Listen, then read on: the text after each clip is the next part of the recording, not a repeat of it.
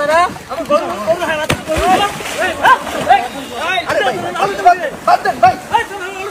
আরে ভাই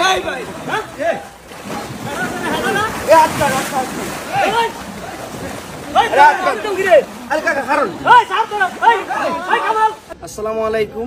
আপনাদেরকে একটু আগে যে ফুটেজটা দেখানো হয়েছে ঠিক এই জায়গাটাই আমাদের সাথে এই ঘটনাটা ঘটছে।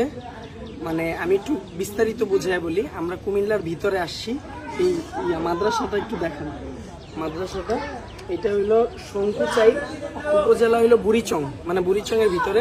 আমরা কিন্তু এইখানে হাঁটু সমান পানি, আমরা একটু ভিতরে গেছিলাম, আমরা বুক সমান পানিতে আছি। হ্যাঁ, তো এখানে আমরা যখন পানি বা বিভিন্ন পণ্য এখানে তো গাড়ি দিয়ে আনার সুযোগ নেই, তো সেক্ষেত্রে আমরা যখন মাথায় বা হাতে করে নিয়ে আসতেছিলাম, একটা নৌকা এখান থেকে আসতেছিল। তো আমরা ওনাকে জিজ্ঞাসা করছিলাম, ভাইজান আপনি একটু হেল্প করেন আমাদের, আমরা এই জিনিসগুলো আপনার নৌকায় করে সবার বাসা বাসায় পৌঁছে দিয়ে আসি।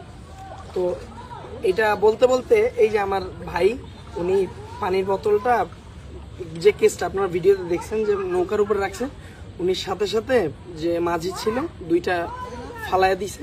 চিন্তা ভাবনাটা কি ওইটা একটু প্রেজেন্ট করতে চাই, এই জন্য আপনি একটু ভাই আসেন।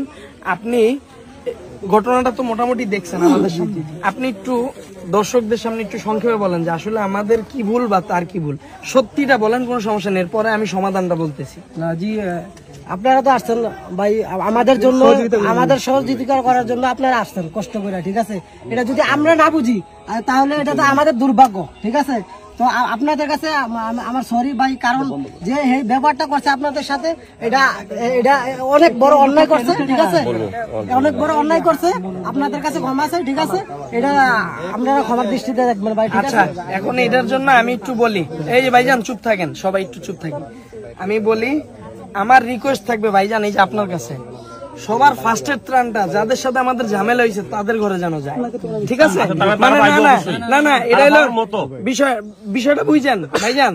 একটা হলো যে আপনাদের মনে ক্ষোভ থাকতে পারে যারা বাইরে থেকে আসছে, এদের সাথে তোরা যেহেতু এরকম একটা ঘটনা করছস তো করে দিব না, এই ধরনের এটা আমার রিকোয়েস্ট থাকবে। যাদের সাথে আপনারা তো চিনছেন যে দুইজনের সাথে ঝামেলা হয়েছে, ওই দুইজনের বিশেষ করে সবার আগে ওনাদের ঘরে দিবেন, আর বলবেন আমাদের পক্ষ থেকে আমরা সরি বলছি ওনাকে যদি আমাদের কোনো ভুল হয়ে থাকে, আর ওনাদেরকে একটু বুঝাবেন যে এরপরে যদি কেউ আসে যেন তারা তাদের পক্ষে যতটুকু সম্ভব সাহায্য করেন। কারণ আমরা পুরা বাংলাদেশে যেখানে যেন বন্যা হইতেছে সবাই চেষ্টা করতেছি। এখন আপনাদের সাহায্য পরিবর্তে যদি এই ধরনের আচরণ, আমাদের পরিবর্তে অন্য কোনো টিম আসতো, এই যেখানে ঘটনাটা ঘটছে ওইখান থেকে ফিরে চলে যেত, যে এই শুরুতেই যদি এই অবস্থায় ভিতরে গেলে তো আমাদের জানের ভয়। অবশ্যই তো এই জন্য আমি রিকোয়েস্ট করবো আপনার কাছে, মানে আমার আবদার, আপনি সবার প্রথমে ওনার ঘরে ত্রাণটা দিন, ঠিক আছে।